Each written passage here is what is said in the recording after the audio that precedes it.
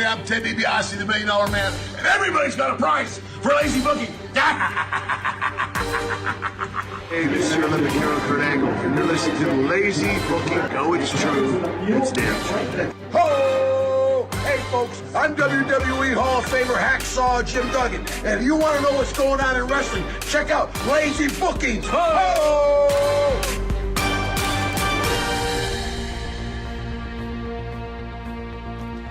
Welcome, ladies and gentlemen, to Lazy Booking here on A2DRadio.com. I am Matt Sensuti, and right over here is Mr. Chrome himself, Mr. Corporate Mike Chromiak, right here, right now. That's right, you're getting corporate Chrome tonight, baby. He is. He has demasked himself. He is now the corporate Chrome today. And, of course, we have Mr. Ryan Brodo behind the boards. And as always, we are brought to you by our wonderful sponsors here on A2DRadio.com, starting off with Gibson Mayer, LLC, your certified public accountants located at 301 Oxford Valley Road in Yardley, PA. You can give them a call, 215-369-3300. Remember, there are a few guarantees in life, and taxes are sadly one of them. So when that season comes around, be ready, be prepared, get Gibson Mayer.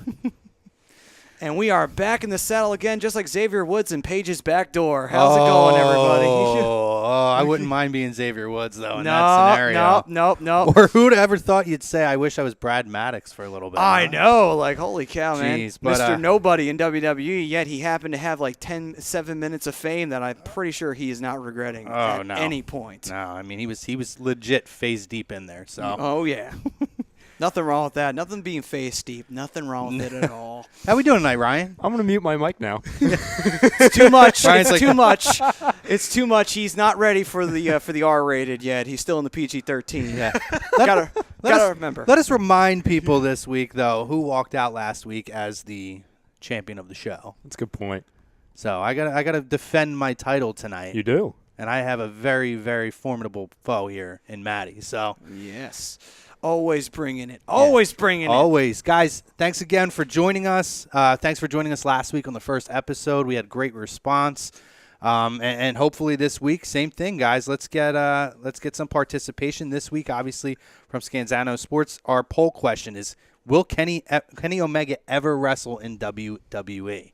And that we're going to dig into that a little later in the show. Obviously, the reason that's come up is he gave a very poignant interview in Sports Illustrated this week.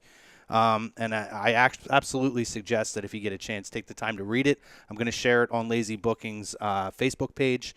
So if you guys get a chance, go to it and check it out. But, guys, Christmas is past. It is. I can't believe it's almost New Year's now. I know. And, obviously we know this time of year when it comes to WWE shows, you have Raw, you have Smackdown, it's holiday episodes. So there's very little actual substance that goes beyond those shows. We definitely have some, though, and we're gonna address those things. There wasn't a whole lot of substance in that, what was it, the Miracle on 34th Street, Street fight, yeah. Street fight. They do that shit every year. Every year they have that match. I mean, it's so I get it. It's gimmicky and it fits, but like it's corny. I feel like every time they do that match, it's featuring the wrestlers that are like the closest way to being on their way out. You know what I mean? It just seems like those gimmick matches, it's kind of like, oh, we're going to give this to you, but that's not necessarily a good time. It's like, this is going to be the first time we see you on TV, but it might be the last time. It might be the last time, yes. Well, I mean, for some, it might be their way out. For Enzo, with him and Nia, it's looking like it's his way in, if you know what I mean. Oh, good God. Yo, listen, Nia, she might be a little bit of a larger woman, but I'll tell you what.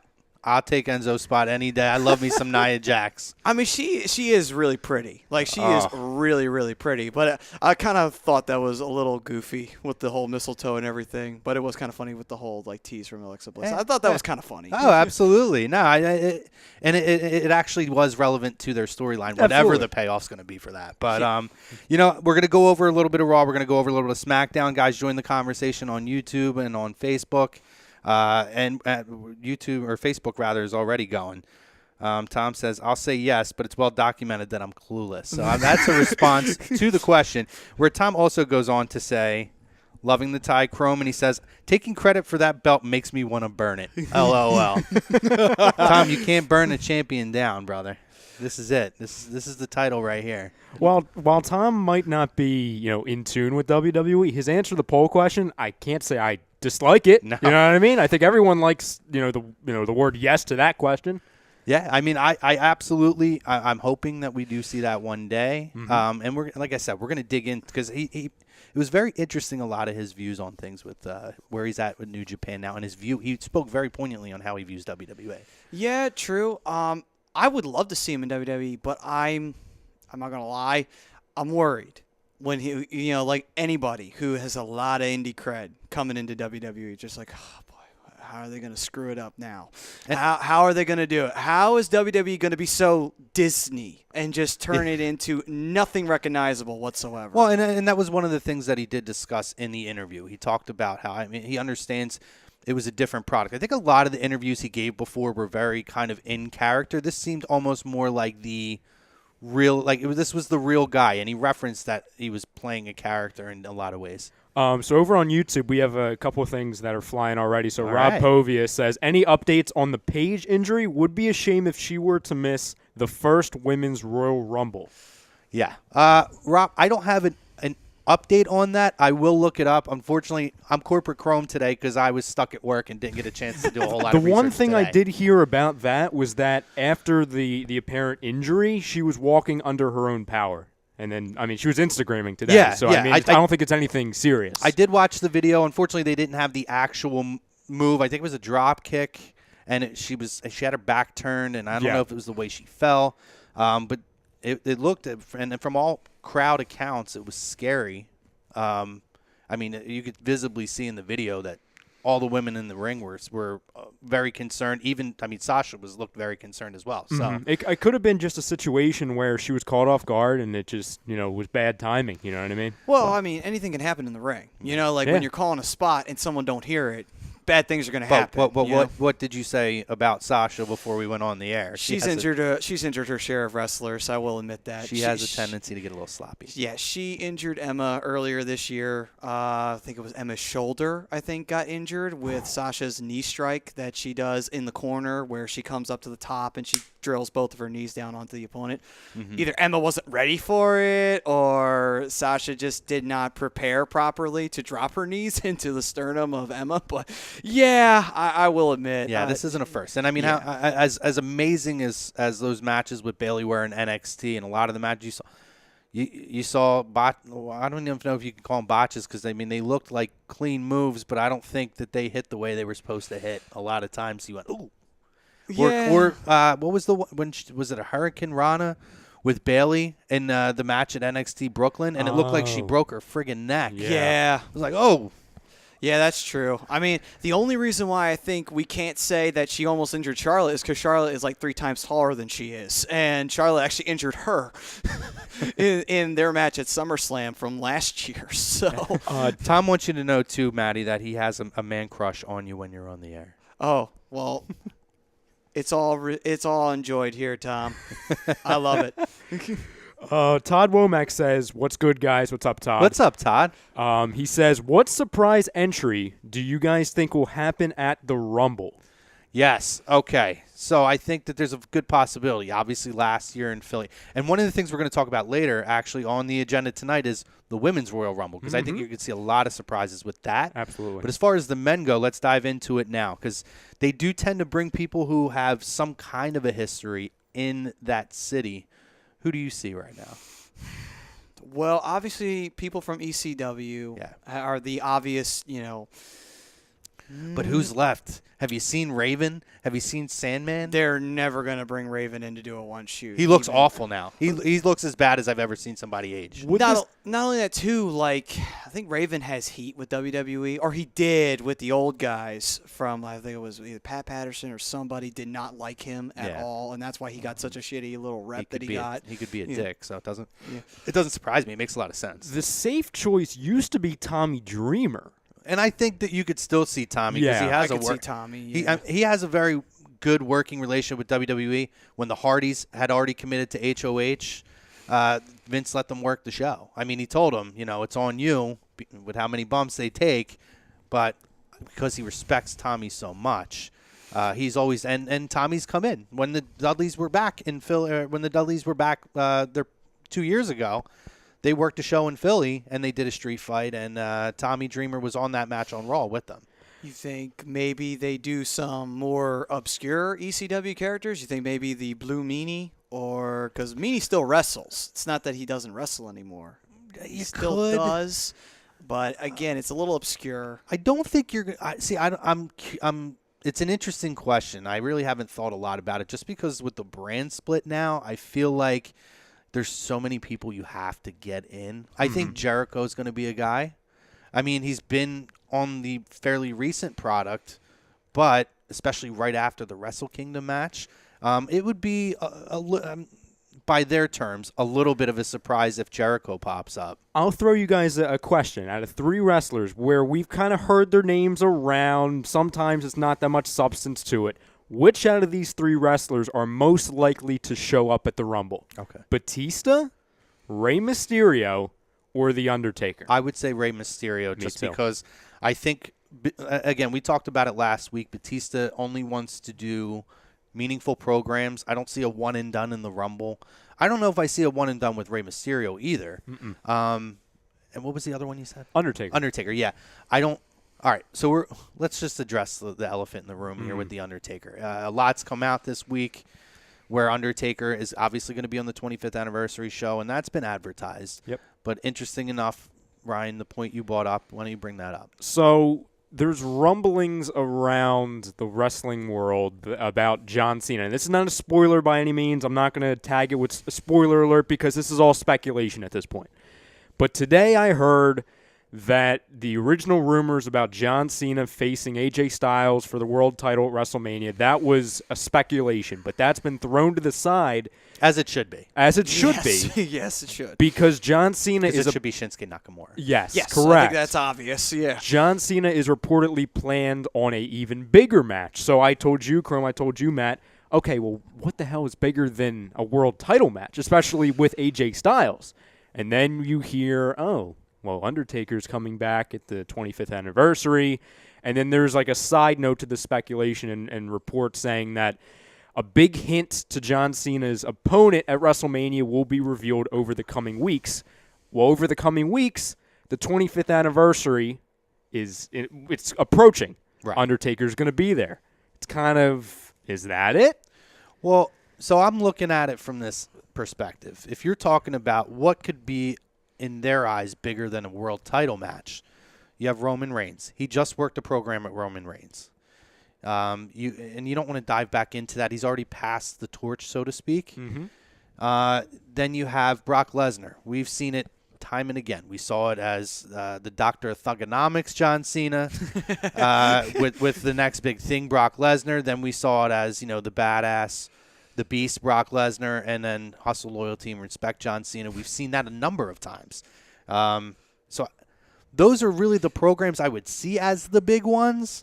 The only thing to me that would make sense, I mean, Hunter's always a big program, but they've already done it. And, I mean, the only thing I say is I don't know where Hunter's going to go with Mania now, because it looks like they're going with – I thought it would be Hunter and Shane, but now it looks like it's going to be possibly Daniel Bryan. So I'm a little bit confused with that. I think they might do Triple H and Kurt Angle. Me too. That's right. Yeah, no, and that's the most logical, I guess. So, yeah, I mean, so by process of elimination – it's got to be The Undertaker. The only other people I can think of, like Maddie, you mentioned before the show, Goldberg. And I said, okay, well, Goldberg's going to have to wrestle more than a minute match, which we've seen, not that many times. Yeah, I mean, the thing, though, is that if you call the match properly, and that's something that Cena really doesn't struggle with. It's not a struggle of can he do a match, because he can make a match go longer than it has to. I'm sure he could figure something out. I mean, I'm sure it's not going to be that quick. He'd figure something to work with Goldberg with. I'm not saying the match would take very long. I think at most it'd be like 10, 15 minutes tops. It ain't going past that. It's not going 15 minutes. It's 10, it's 10 or bust. And done, yeah, most likely, And I think that's a waste of Cena, because Cena can still I mean, because he's not in the ring as much, I feel like Cena still has a lot to give, and he still puts on really good, strong matches, and he can enhance anybody. And listen, the match that everybody's wanted to see, the retirement match for Undertaker that everyone has wanted to see is John Cena. It's probably 2 or 3 years too late, but if there's somebody that I think can still work an Undertaker-type match with a pace and make him look good, it's Cena. Or, I mean, AJ's the only other guy, but AJ's so fast. I just don't know how that would come off. I think Cena's the guy. AJ's already taken up. He's WWE champion right now. So they've already got that pretty much. Should be is the key word, signed, sealed, and delivered for him to go into Mania as champion. Like, that should pretty much be a slam dunk. So here's the question then. Let's just say, let's play, a hypothetical that it is Undertaker. Well, the show's called Lazy Booking. How would you book it? How would you create that storyline? How would you set that up? It sells itself. It's the match that everybody's always wanted to see. It's icon versus icon, both in the twilight of their careers at this point. It sells itself. Well, also that, too. Cena could easily just come on the 25th anniversary of Raw, and out of respect to The Undertaker, face-to-face, man-to-man, challenge him. And it's as simple as that. It's as simple as that. That's all you need to do. I mean, when Cena worked the program with Miz last year, you can even go back and pull clips from that when he said to Miz, like, you think you're a big deal. If I had my way, if you think I pull the strings, if I had my way, I'd be working with Undertaker this year. He said it on air. Mm-hmm. You could pull that tape and use that in a package. I mean, it sells itself, and everybody knows that. And I'm sure over the coming weeks we'll discuss that at length numerous amount of times. As week by week goes and things unfold, absolutely, I'm sure we're going to be digging into that. WrestleMania, the Super Bowl of wrestling fans everywhere, gets closer. There's a ton of comments over on YouTube, so I'll just fly through them, all right? Okay. Yeah, and then I'm going to hit Facebook, too, Gotcha. Facebook's going. So Todd Womack also says, I hope so. I think talking about the poll question, will Kenny Omega ever wrestle in the WWE? He says, I hope so. I would love to see an invasion storyline with the Bullet Club. And well, we thought we might get that with AJ, and when Gallows and Anderson came in, that did not happen. I didn't like the version of it that they did. What did come out of that? What was strong that came out of that was you got to see. I think AJ, when he first came in, struggled a little bit with the baby face, getting over as a baby face. And I mean, he's been a baby face for a lot of his career, but it just. He didn't. His promos weren't great. His chemistry, as far as talking on the mic, wasn't great. But when he turned heel with the club, and he worked with Cena, AJ flipped the switch and never turned back. Yeah, and the thing about AJ Styles is that in his career, and you can go back to his TNA days, his babyface stuff was memorable because of matches and because he worked with really great wrestlers like Christopher Daniels, like Samoa Joe. He got to work with those guys. He got to work with guys like Jeff Jarrett who were able to make him look big in a world title spot. When he was a heel, that was more memorable, at least in my opinion. When I think AJ Styles, I love him as a heel. I love him more as a heel than I do a babyface because he's going to get cheered as a babyface no matter what he does.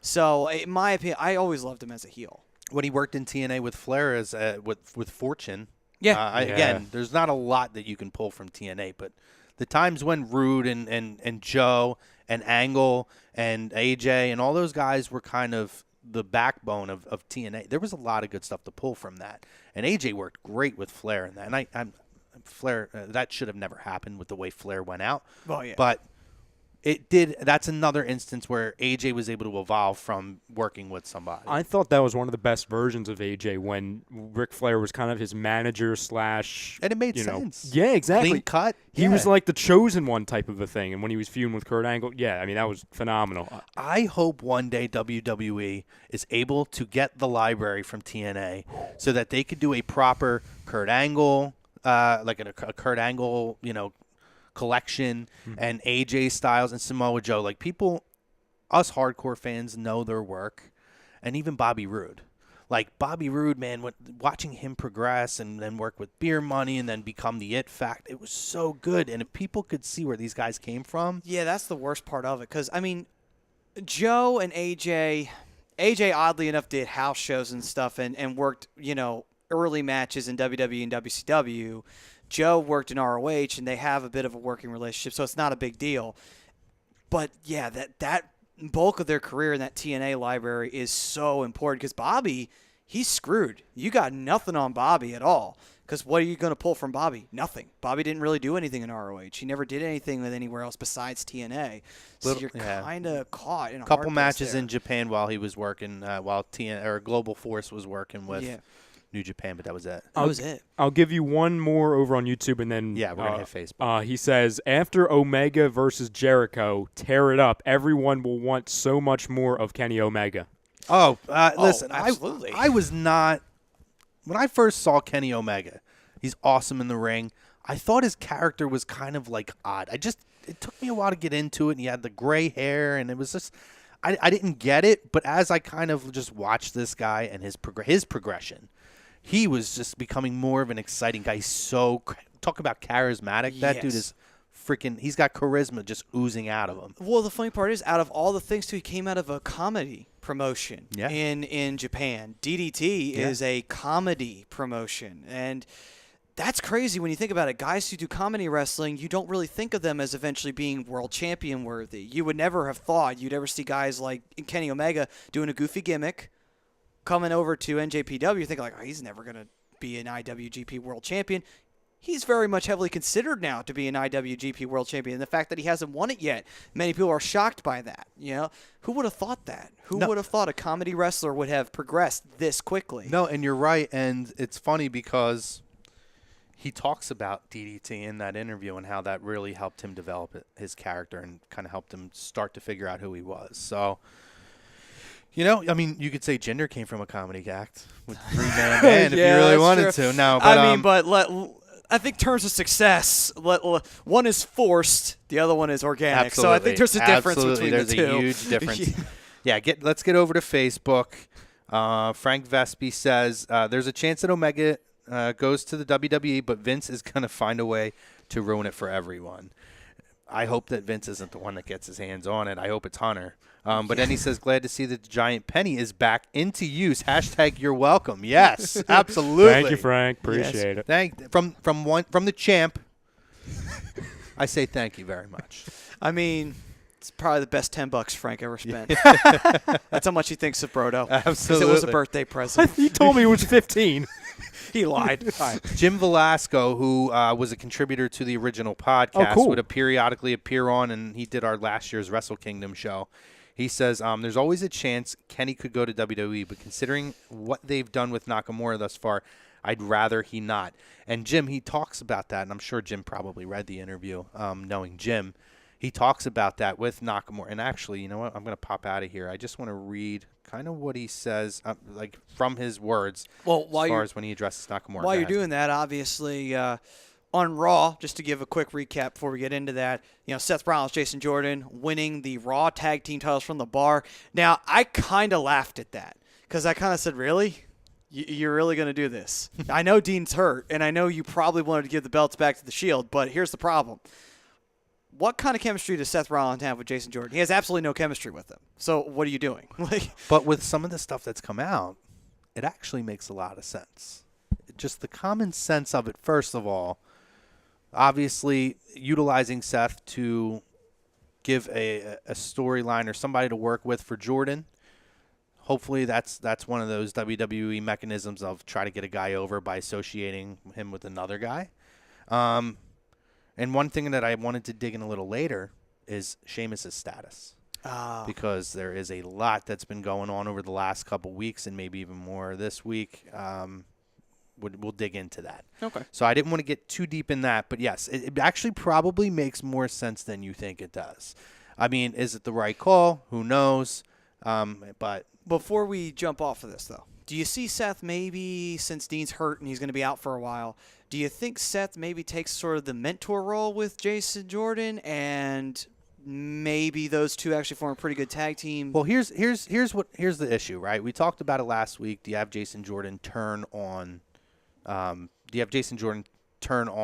Kurt? Yeah.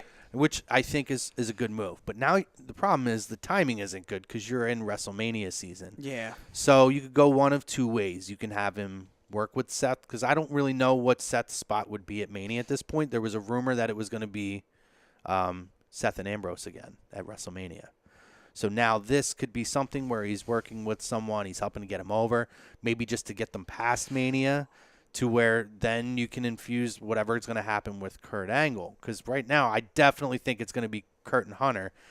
And when that Jason Jordan thing happens, it's going to be something that's going to be dragged out a few months. Well, how about this? What if Seth turns heel with Jordan, and Seth kind of poisons Kurt to Jordan? But I don't think there's any motive for Seth to turn heel on Jordan. Not yet, but you can always shoehorn something in there, possibly. Like maybe Seth's going for the Universal title, and Kurt just decides to pass up on him or something like that, and he gets more than a little pissed off at Kurt Angle. I mean, that's an idea. It's just a throw out there, just as a suggestion. I don't think I know where you're going with this. I do. I just don't think at the time it would make much sense for them to turn him heel again. It seems like they've been going throughout the last, X amount of months to a year trying to get him back as the high-flying babyface type of a guy as a single. Then they realized, oh, God, we don't have any room for him, so we're going to put him in a tag. Just same thing with Dean Ambrose, and then with the Roman Reigns thing, they tried to put him in the Shield to try and get him over to kind of preview what they're going to do later in the year. That's my opinion for that. Well, the only reason why I bring it up, and you guys are right, how not making sense or adding up anything, but the only reason why I bring it up is because this is WWE.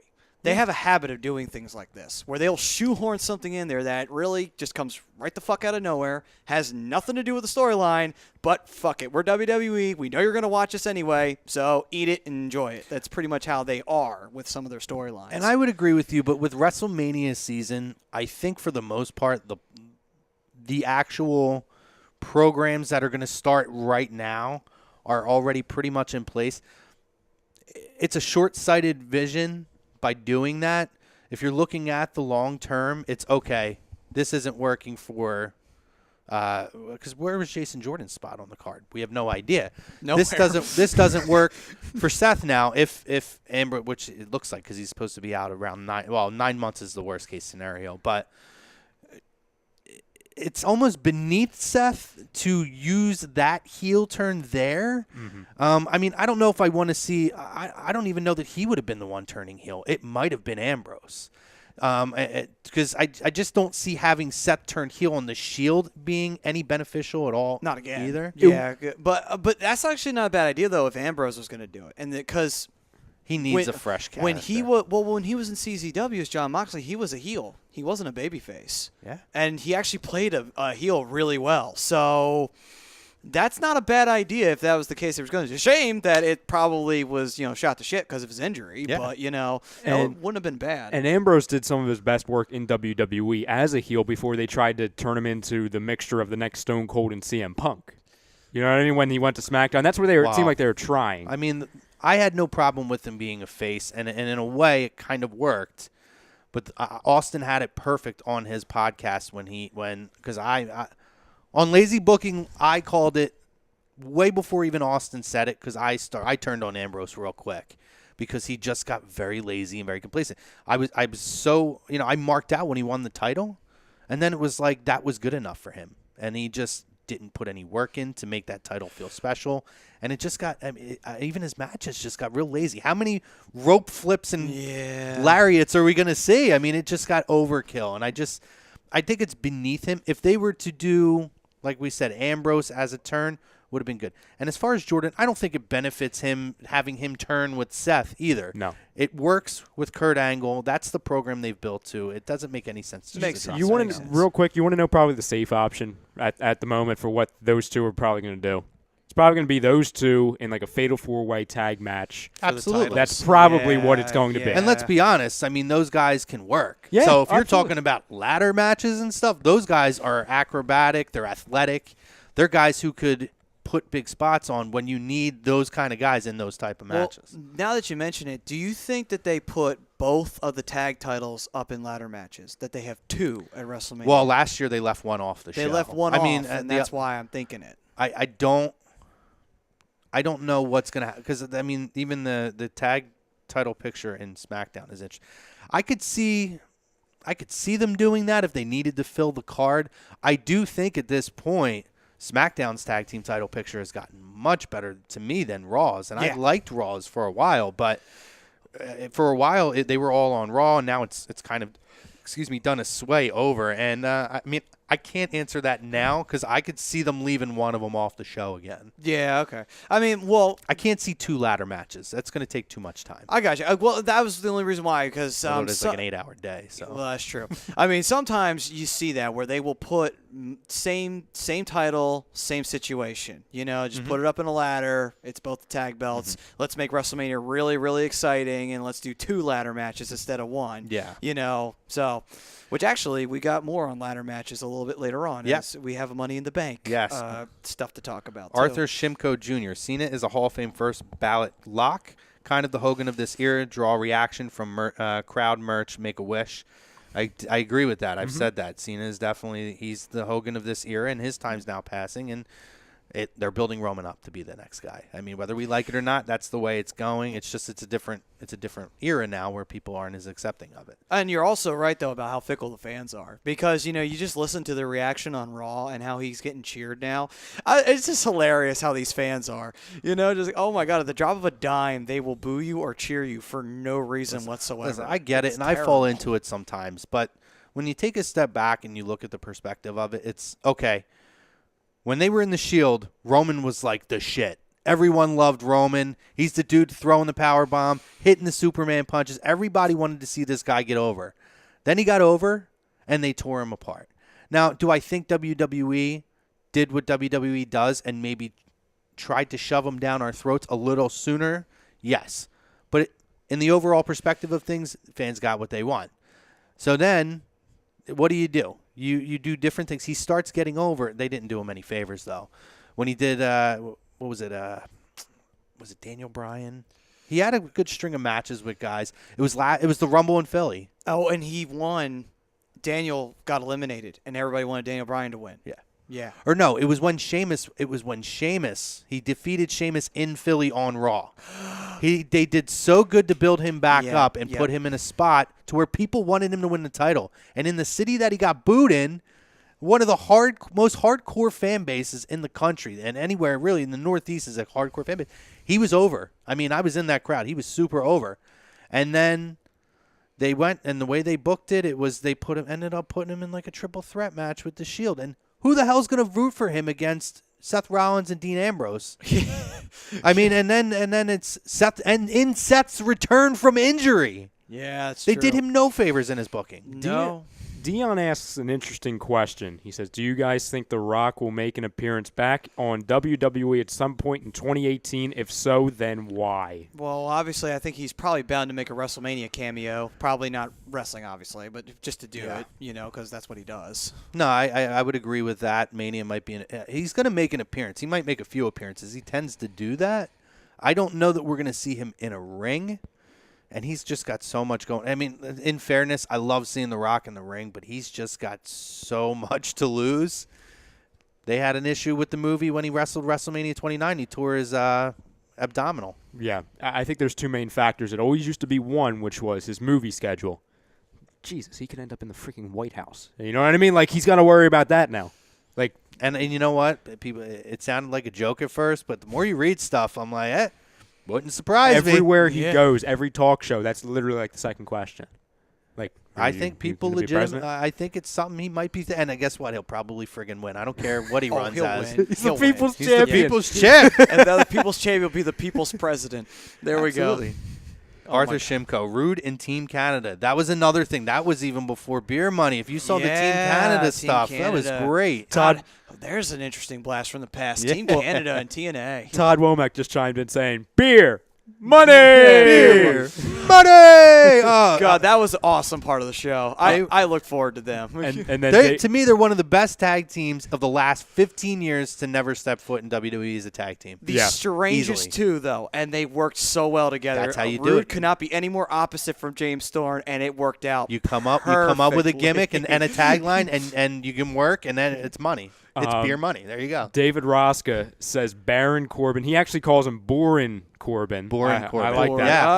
Yeah. I see what you did there, good sir. He says Boring Corbin versus Bobby Roode for the U.S. Championship. Well, then obviously Bobby wins. I think that would have to be the case. I don't know now.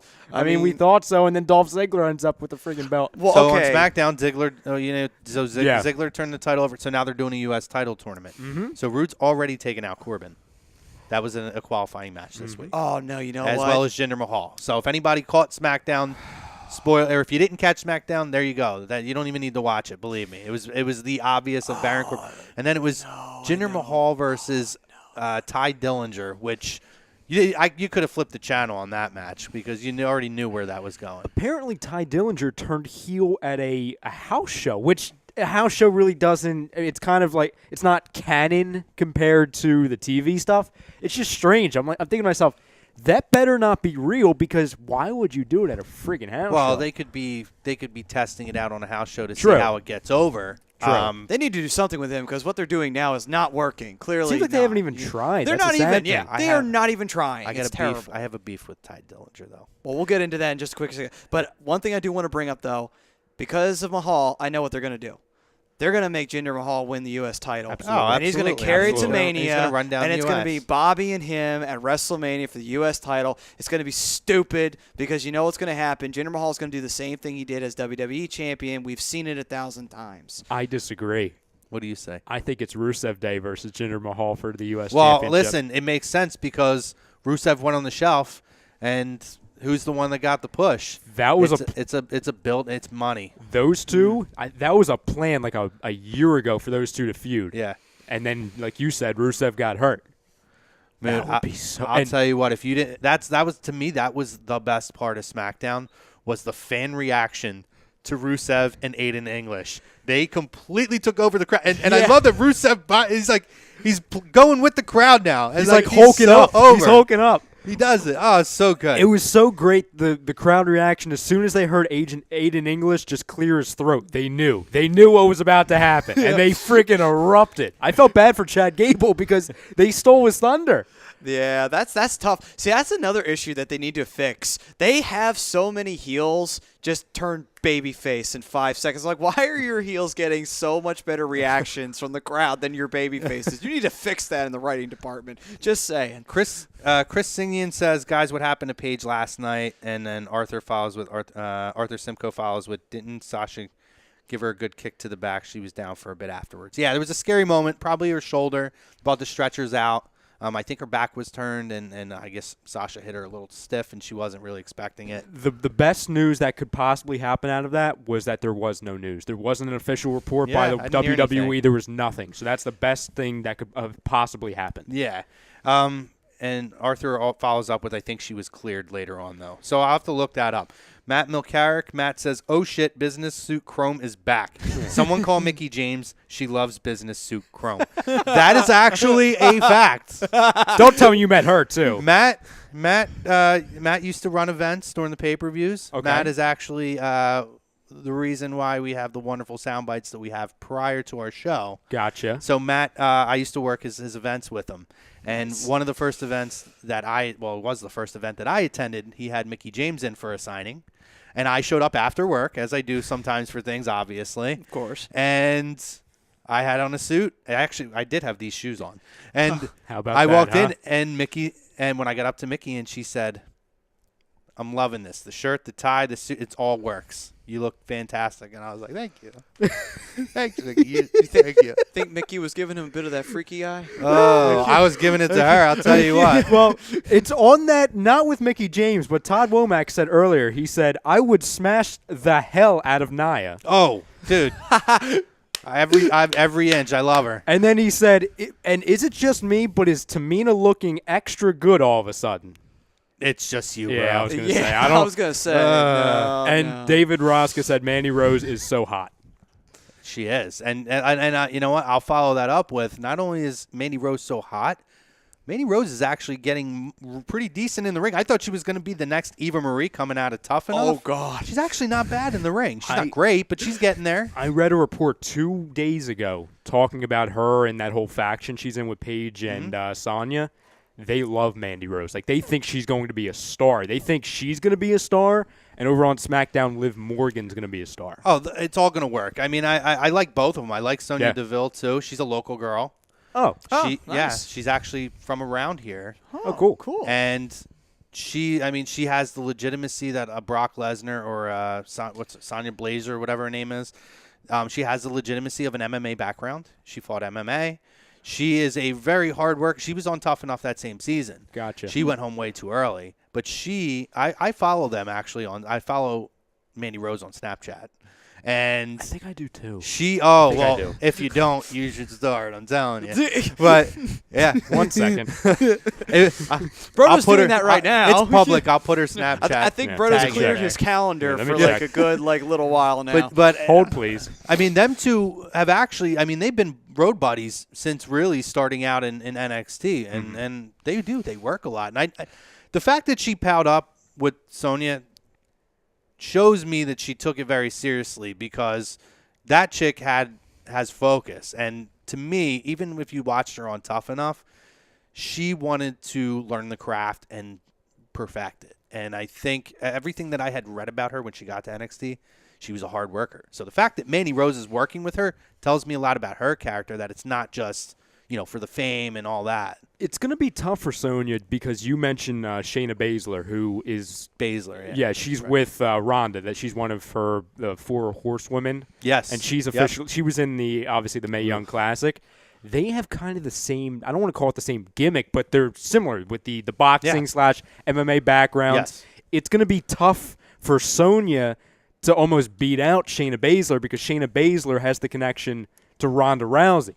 You know what I mean? So it's almost like Shayna Baszler is instantly going to get more over because Ronda Rousey's right next to her. Well, I think at some point you may see a Sonya versus Baszler end up having them in a feud, or maybe somehow they join forces. Who the hell knows? But I think that'd be cool. I mean, I think it'd be really cool if she she develops well enough and quickly enough that eventually, because we all know Asuka's going to be champion like within a heartbeat. yes, That'd be really cool to see those two go at it. I- With striking reasons, it'd be so cool. I'm to actually see. kind of curious of maybe we don't get Asuka in the Rumble. Maybe did she declare for the Rumble yet? She did. She did. And then she said, "Nobody's ready for Asuka." Yeah, and then she kicked I Alexa love me Bliss some- in the side of the head. I do Yeah. love me some Asuka too, by the way. I don't think anyone's going to disagree with you on that one. So later on, we're obviously going to touch on the Women's Royal Rumble, right? Yes. That's Yes. correct. So for later, there's a ton of comments in as far as speculation on who the viewers want to see in that Rumble. Yeah, and you know what? That's great, because that's literally the topic we wanted to Yep. talk about was, there's been a lot of potential people, hints dropped. Who do we think? Because they're doing, I believe, a full 30-woman Royal Rumble. So I'm curious. That's a lot of people. I mean, they have people on the roster, but they don't have 30 people. So they're going to have to fill spots. Are they going to bring in people who were in the Mae Young Classic? So we'll get into it. We'll Yes. dig in. I got a Yeah. few names that I'm throwing out there, both legendary names and people who I think were either in the Mae Young Classic or who have recently worked for outside promotions that could possibly be in. I got a name too, and it's one of the ladies from ROH. So there you yeah. go. So we'll touch on that I definitely later. want to do that. That one I want to do that second half. Spend some time on that. Back to here, we got Jim Velasco says aside from CZW, Ambrose's best heel work was in FCW, which I agree with. He was awesome in FCW. Mm-hmm. Arthur again, I saw some of Ambrose in CZW. He did great work in CZW. Frank Vespi, David the Ram Raska, not mentioning his teams. I know. I'm a little disappointed that, you know what? Listen, I'm happy that Raska contributed to the show. But this is the first that I've not heard a Rams comment. Oh, to Roscoe's start. all over on this chat. Is He's he? all over the place. Yeah. Have I missed the Rams comment, or has there not been one No, yet? I think he's taking a day off. I think he's going to come come in on, hot man. next week. He's saving his energy. You know what I mean?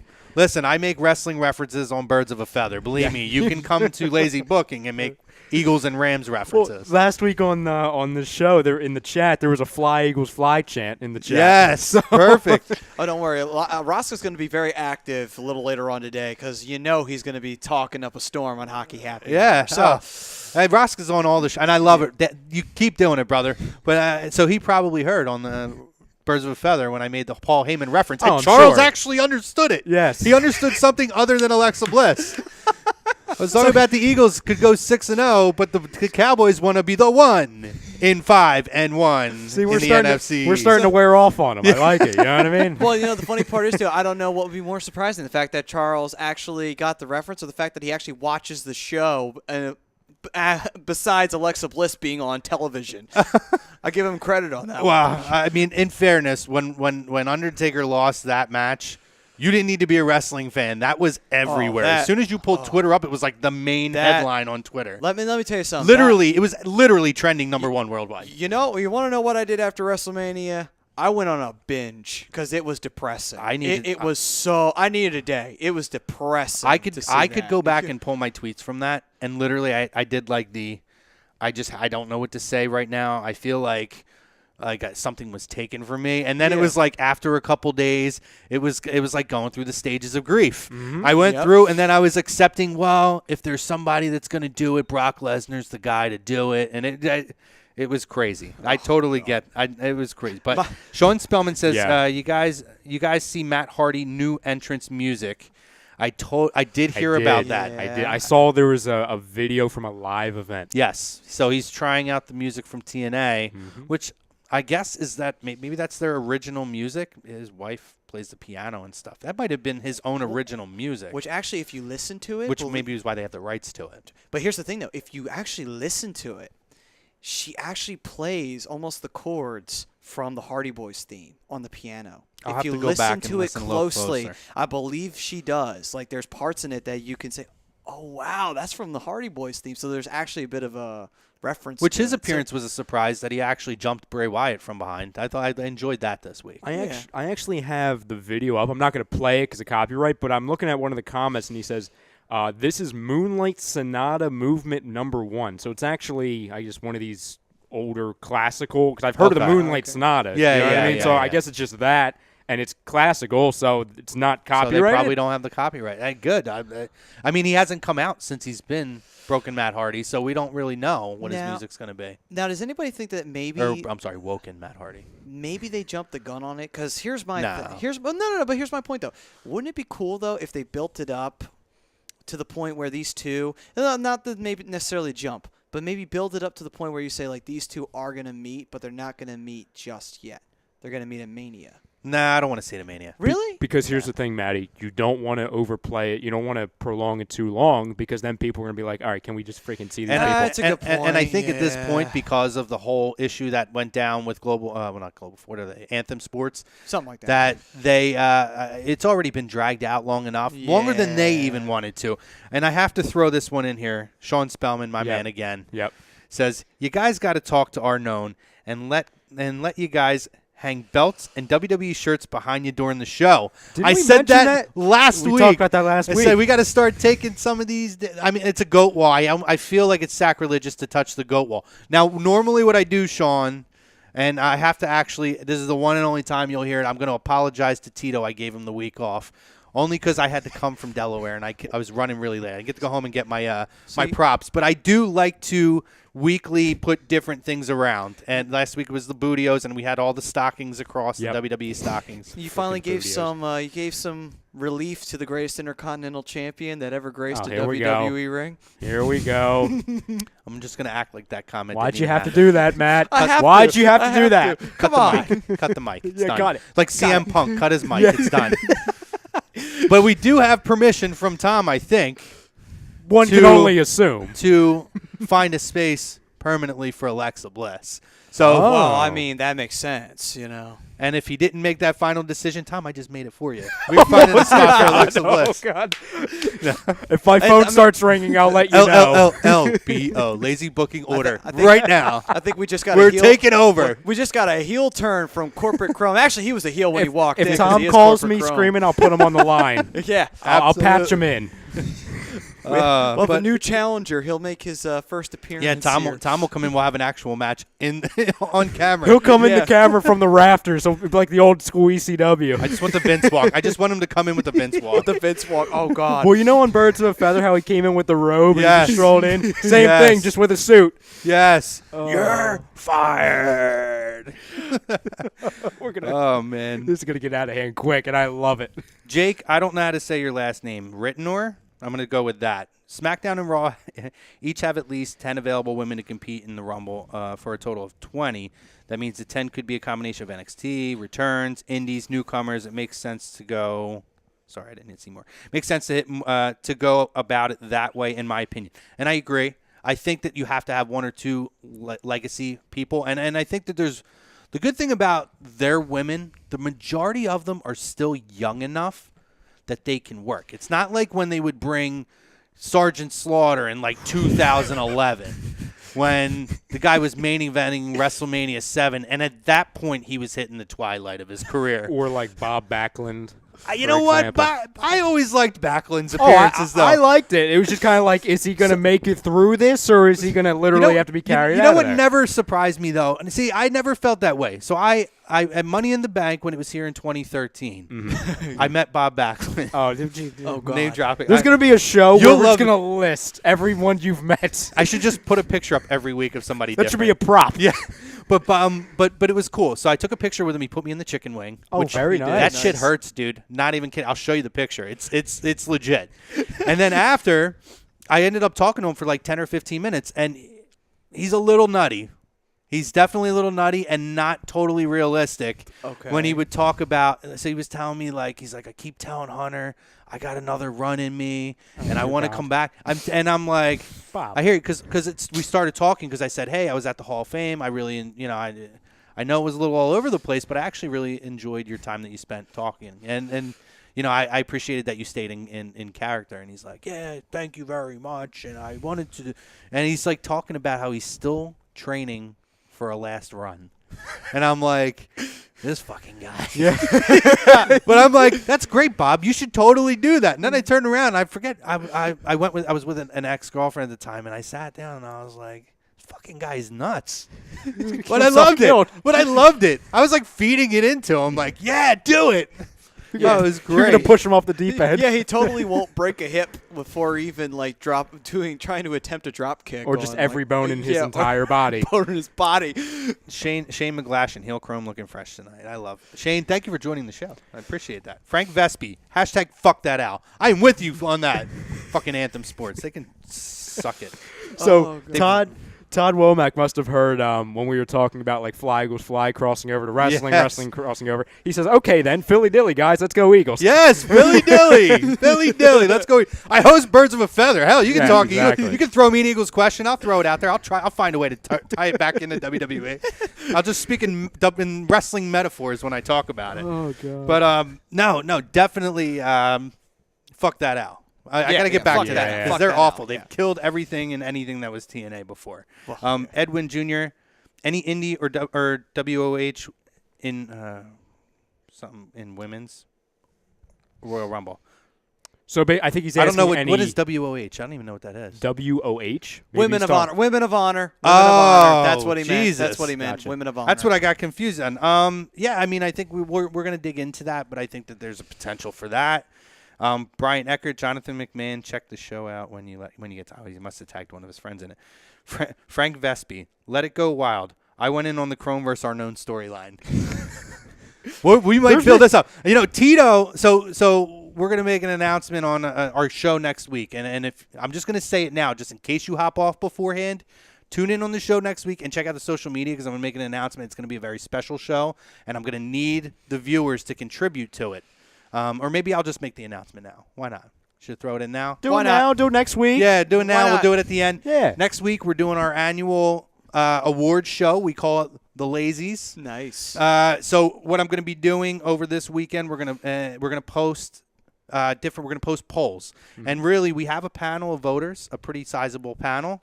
We each get one vote, but your guys' votes on these polls are going to they're going to attribute 3 votes. So you have the biggest voice in this, and there's going to be 4 nominees for each category. We're going to have Superstar of the Year for WWE, non-WWE Superstar of the Year, mark out moment. I mean, there's a lot of different things you're going to see us put up. We're going to put Woman of the Year. We didn't stick to WWE because there is someone who's not WWE on that. But the reason I bring it up, because me and Tito actually, and I had spoken last week about how previous listeners knew how much I hate Tito, and guys in wrestling groups know how much I hate Tito.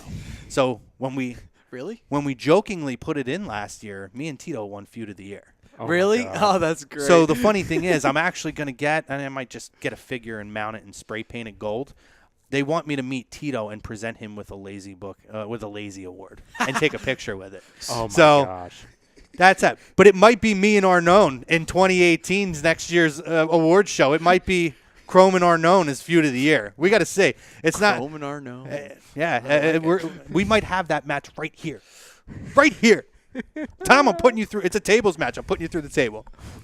Tom is like, what the hell's a tables match? What the hell are you talking about? It's like, I'm getting what's a challenged by Chrome over here. I don't know. This table might not break. I think you might have to do it like 100 times before it even cracks. I think our backs will probably break before this table goes down.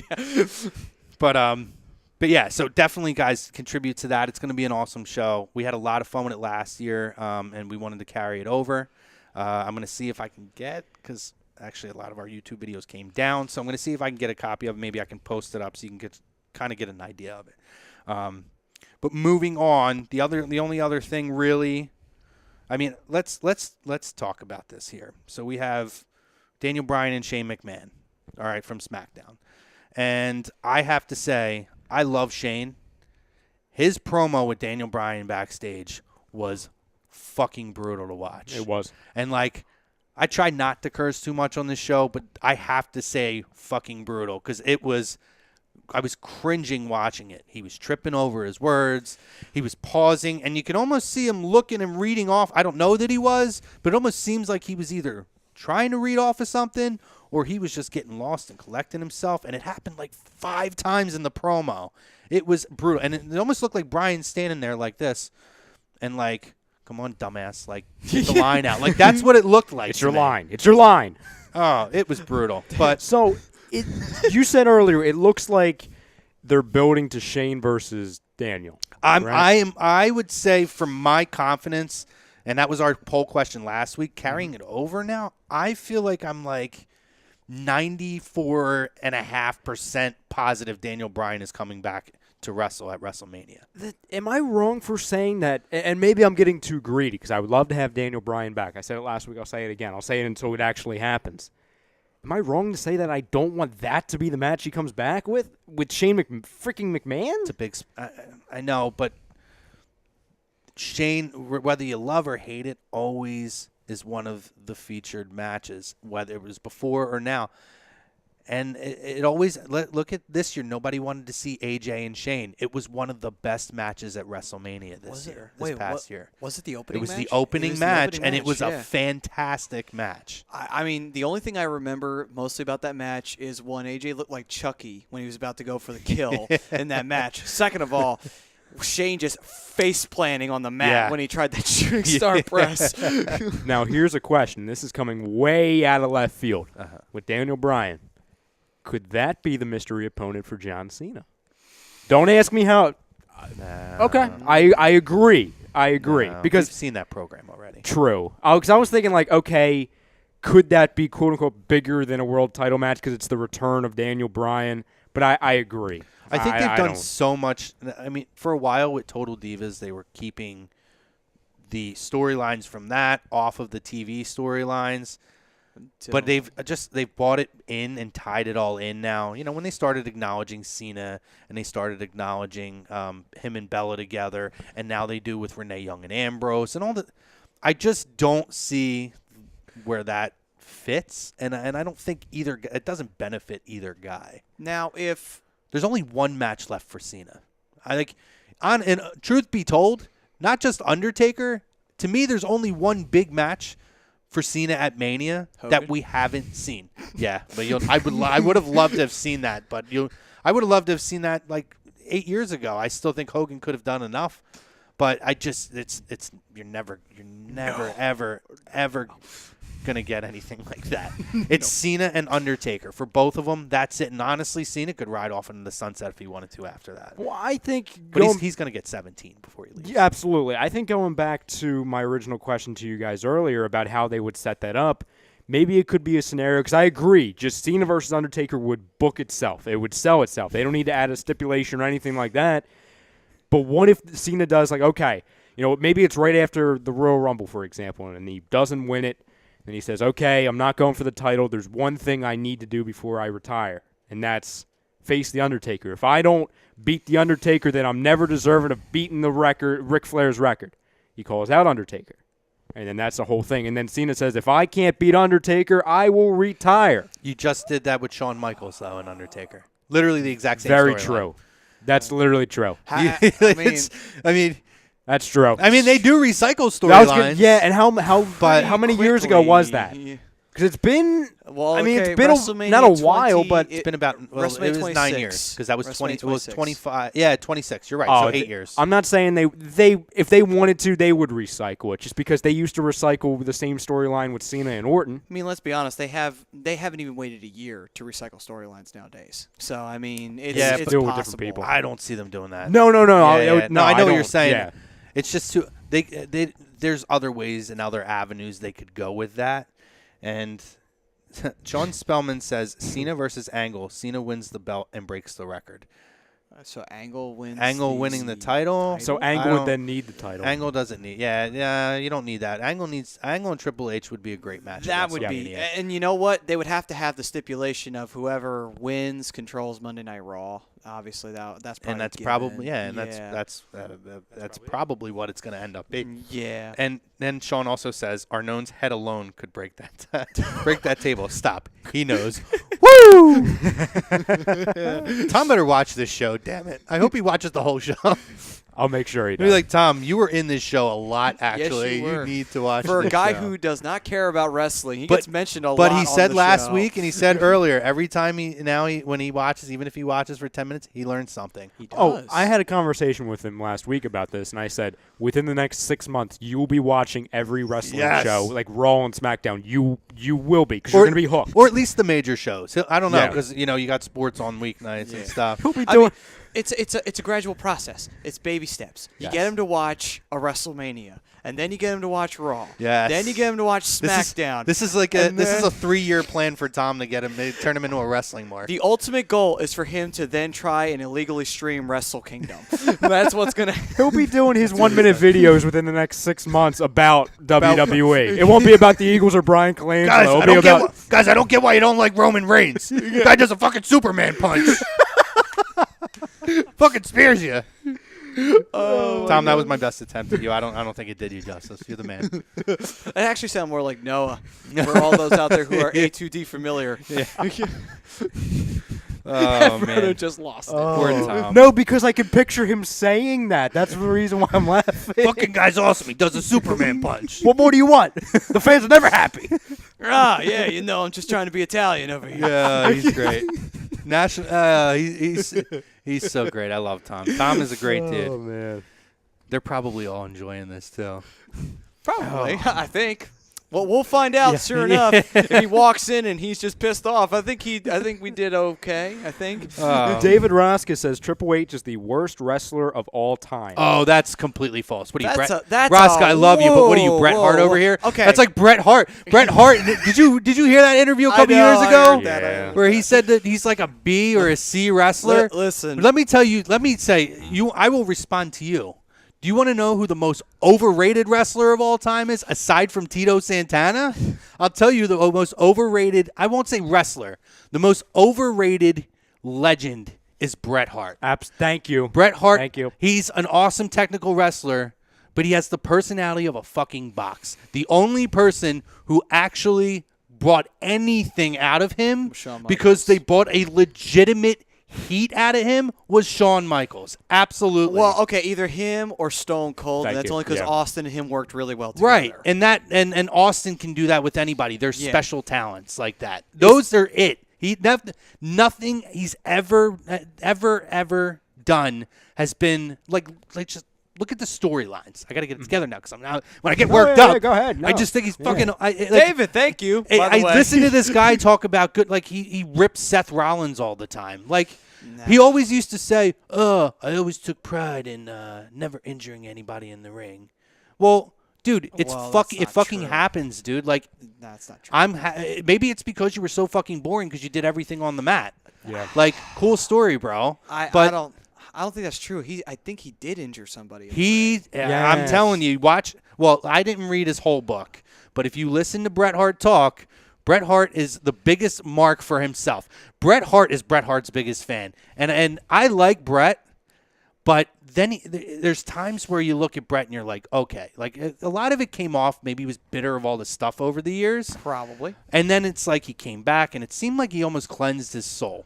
But then he fucking takes these stupid little digs at people, and it's like, shut the fuck up. The thing Bret. that makes me cringe so much, and it goes back to the historic now for the wrong reason SummerSlam match versus Team Cena and the Nexus. Oh, when boy. Bret Hart freaking comes back, and I'm sorry, and no disrespect to Bret Hart because like he's a legend, even if you like him or not, he's a legend. You know what I mean? But whenever he comes back in these freaking like the jean shorts, it's like you're not a wrestler anymore. You don't look like a wrestler. Stop it. And then he comes into that match. Oh, God, Jesus. And it's all supposed to be about the Nexus, and he's coming in there when he can barely freaking move, and he's got the steel chair. It's like, why are you there? Well, he can't take a headshot. Exactly. He can't take a bump. Yeah, he can't take a bump at all, yeah. Well, I didn't understand that at all. When that was the whole thing with Bret Hart, I was like, why is Bret... Did Bret forget the fact that he can't actually wrestle a match anymore because he'd die if he did? Well, I was okay with when he came back at 26. I know, and we knew it was going to be gimmicky. Yeah. But just the whole McMahon and Bret Hart and Bret gets the final laugh. I was cool with that. And he comes back and he makes nice with Shawn. That was cool. I didn't hate it as much as you did. But I agree with you. It's like, why is Bret Hart in this match? Yeah. There's got to be somebody else that could be like fill in this role.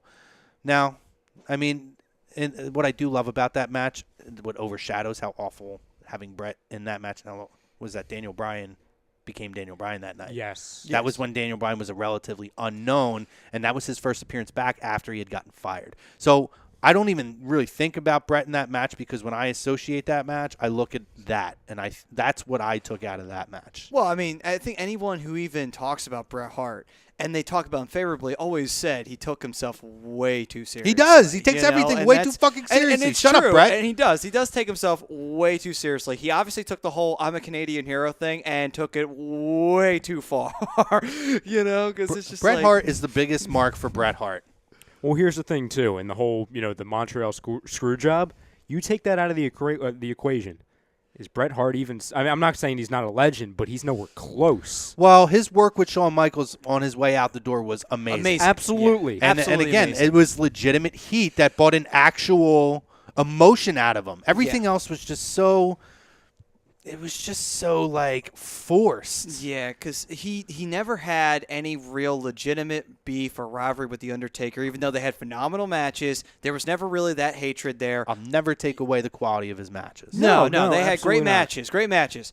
Him and Austin worked because Austin was just a great antagonist, and he could just drag that out and get the best reaction of it. Also, Bret, I think, truthfully, was already starting to feel a bit of that hatred in the back with him and Vince over product and everything like that. One thing I'll give Bret Hart for sure, that double turn with Austin at WrestleMania 13 was great. Genius. It was so organic, and it was good on WWE for going with it after that. They did. They didn't just kind of mask it like they do with some guys. Sometimes people say they do that with Roman Reigns. Like, they went with it, and it was phenomenal. They did. I mean, it was a great double turn. The reason why I bring up the Montreal Screwjob thing to where that really made him, what's the first thing when someone says Bret Hart, what's the first thing you think of? It's the Montreal Screwjob. Exactly. Yeah. So you take that away. It's like, okay, yeah, you have the program with Shawn, you have the program with Stone Cold. Other than that, and I'm leaving stuff out. I'm not giving him the credit where I should be because there's a lot more to him. I don't think you're far off base. I mean, he was a great The other thing I associate with Bret Hart was that at a time when the workers were really truly working to build the Intercontinental title, and they talk about this actually in the Bret versus Shawn interview DVD, whatever. I agree with them totally. I mean, that was a time when the small guys, the guys their size, when guys like Hogan and these huge guys, Bundy, and all these guys were kind of headlining all the events, these guys were the workers. And you saw that. And that's why I talk about douchebag Tito Santana. Like, you had guys like in that era where you had Bret Hart and you had Razor Ramon and Shawn Michaels and Triple H and The Rock and Austin and Owen Hart. Oh, Mr. Perfect. And Mr. Perfect. And whether you love him or not, even Jeff Jarrett, guys that had some kind of a charisma that could carry the title and be compelling while doing it. But you see, you know what? Actually, it's funny you bring up Jeff Jarrett. You know what Brett kind of could remind you of? Jeff Jarrett. And here's the reason why. Jeff's the biggest mark for himself. And he was a mark, too, for himself. And he always thought he could be a world champion. Vince completely scoffed at that idea. And he went to WCW, and him and Vince Russo were butt buddies, so he got the WCW title every time. But the same thing with him, with Brett. Brett was really good with Vince. And at the time, Hogan was gone. Who else are you going to put the belt on? There's nobody else who's more reliable than Bret Hart. So there you go. I do love how when Brett was the champion, Hogan came back, though. They took the title off of him real quick at WrestleMania 9, and Hogan swooped in to become champion. He did, and then he lost it the very next month right after that to Yokozuna. So how do you guys want to do this? Do you guys want to take a quick break and then come back and do the rest of what you guys have planned? I'm down with that. I'm down with that. And it's good, too, because the one thing you talked about earlier when you were talking about injuries and different things, it actually segues into what I want to talk about with Sheamus. So... Perfect. Nice. Yeah, so we're going to take a break, guys. Matt, read off our sponsors here. Well, this is Lazy Bookie on A2DRadio.com, and it is brought to you by The Sports Outlet. They are for all your sporting needs, and they're located at 703 Black Horse Pike in Glendora, New Jersey. You can give them a call at 856-939-2030 or email them at sportsoutletnj@comcast.net or visit them on the web at www.sportsoutletinc.com. Other side, guys, we're going to talk Sheamus. We're going to talk more Omega. We're going to hit the Twitter question, or the poll question. I still say Twitter all the time. We're going to hit the poll question. Will Kenny Omega ever wrestle in WWE? Yes or no? It's simple possibilities here, guys. Give us about 10 minutes, and we'll see you on the other side.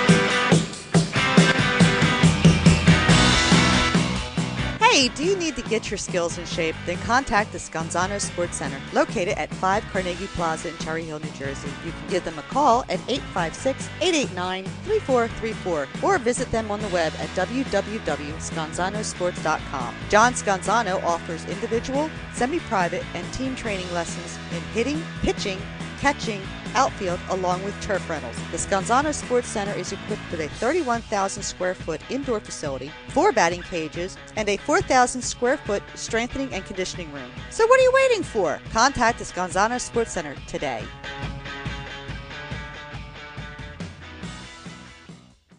Hi, folks. Bob Mannery here. You're listening to A2D Radio, real sports talk radio for the fans, by the fans, no agenda. These guys are the best in the business. Hashtag it. No notes.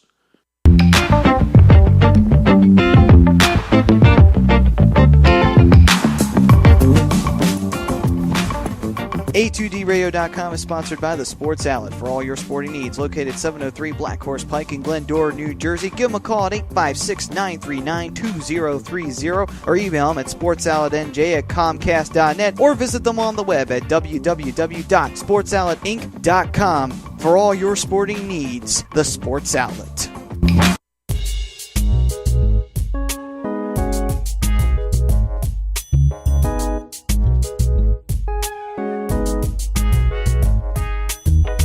Tom and Mike, AM in the PM, is brought to you by Gibson Mayer, LLC, Certified Public Accountants. Gibson Mayer, located in Yardley, PA, is a leading accounting and business consulting firm with a proven track record of handling critical issues with expertise across many different industries, including construction, distribution, hospitality, manufacturing, real estate, service trades, merchandising, professional services, and professional athletes. Give them a call at 215-369-3300. That's 215-369-3300. Your initial consultation is always free, and if you tell them that Mike from Tom and Mike AM in the PM sent you, you'll receive 15% off all income tax services completed by February 15th. That's Gibson Mayer, LLC, Certified Public Accountants, 215-369-3300, or visit them on the web at www.gibsonmayer.com. That's www.gibsonmayer.com.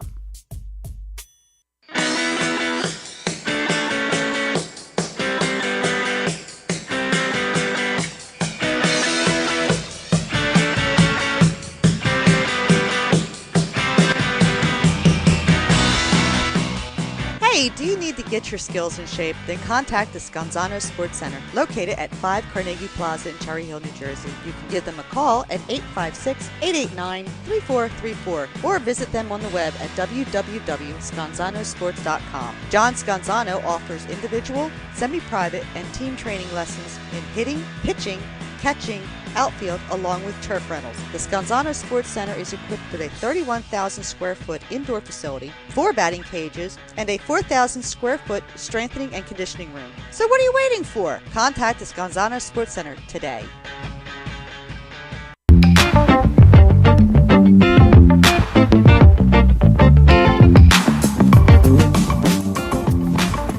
A2DRadio.com is sponsored by The Sports Outlet for all your sporting needs. Located 703 Black Horse Pike in Glendora, New Jersey. Give them a call at 856-939-2030 or email them at sportsoutletnj@comcast.net or visit them on the web at www.sportsoutletinc.com for all your sporting needs. The Sports Outlet.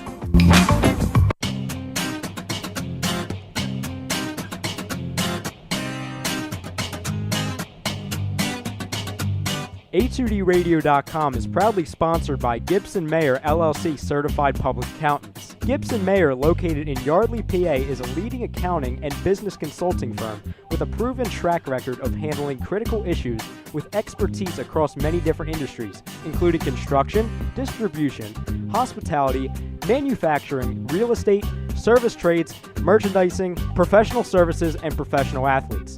Give them a call at 215-369-3300. That's 215-369-3300. Your initial consultation is always free, and if you tell them that Tom and Mike from AM and the PM sent you, you'll receive 15% off all income tax services completed by February 15th.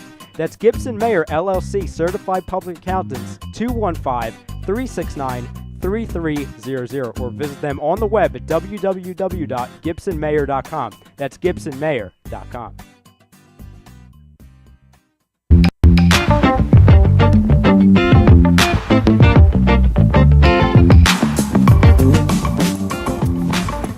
A2DRadio.com is sponsored by The Sports Outlet for all your sporting needs. Located 703 Black Horse Pike in Glendora, New Jersey. Give them a call at 856-939-2030 or email them at sportsoutletnj@comcast.net or visit them on the web at www.sportsoutletinc.com for all your sporting needs. The Sports Outlet.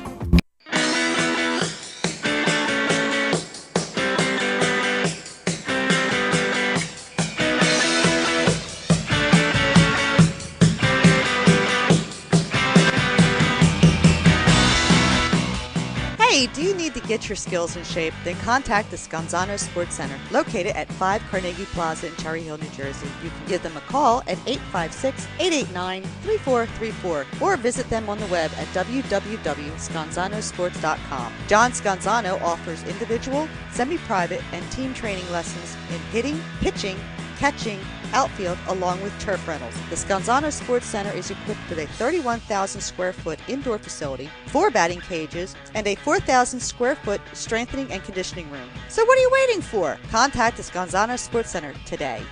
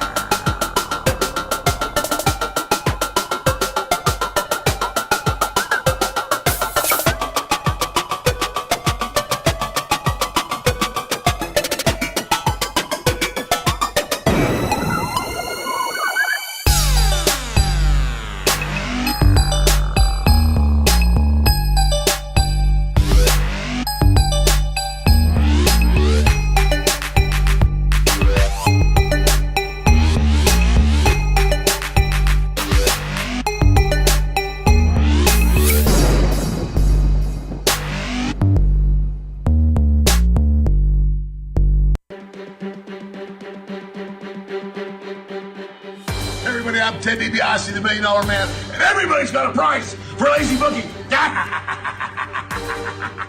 Hey, this is your Olympic hero, Kurt Angle, and you're listening to the Lazy Booking. No, it's true. It's damn true. Ho! Hey, folks, I'm WWE Hall of Famer Hacksaw Jim Duggan, and if you want to know what's going on in wrestling, check out Lazy Bookings. Ho!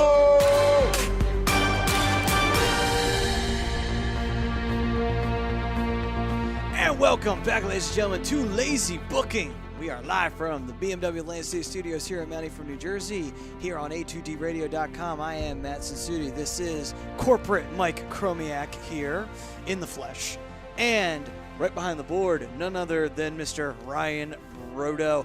And we are brought to you by Liberty Event Rentals, located at 2154 East Cambria Street in Philadelphia, Pennsylvania. They've got all your party and event needs. They got tables, chairs, tents, linens, and you can find them at www.libertyeventrentals.com. There it is.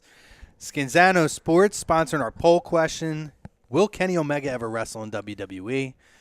Guys, definitely continue to chime in on that. We talked about a lot of stuff in the first segment. If you want to chime in on Bret Hart and Tito Santana and how much they suck, you're welcome to do that as well. Please do. Yeah, please do. Yeah, but so coming back from break, we had a lot of questions about the Women's Royal Rumble. I did, before we get into that, wanted to jump into, I talked the first segment about Sheamus.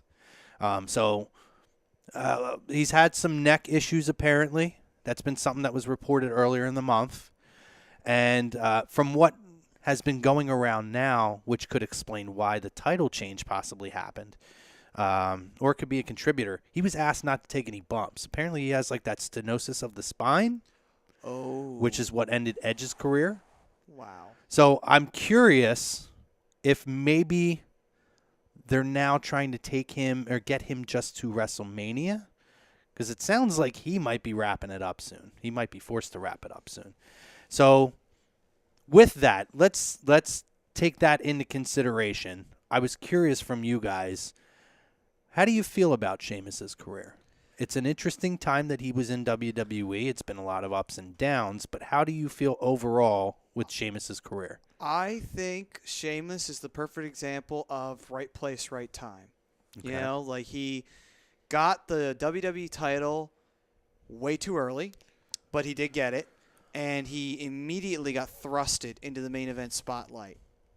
And he got a chance to work with guys like John Cena. He got a chance to work with other great main eventers and learn from them in the ring firsthand. So, I mean, you can't get right place, right time any better than that. To learn from the guys, the veteran main eventers, right there on the spot.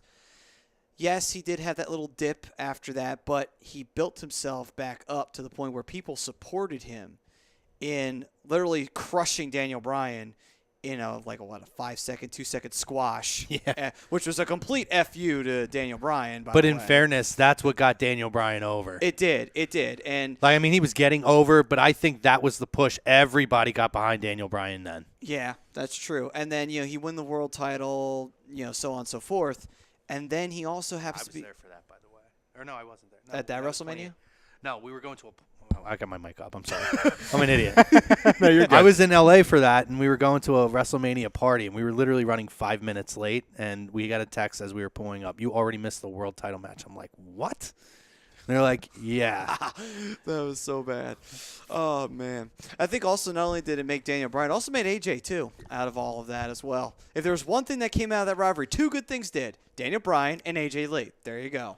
So at least it served a purpose. It's true. For me, I actually disagree with you, Matt, with a lot of what you said. And I think that goes to the type of character Sheamus was, to where he was either very much loved or he was hated.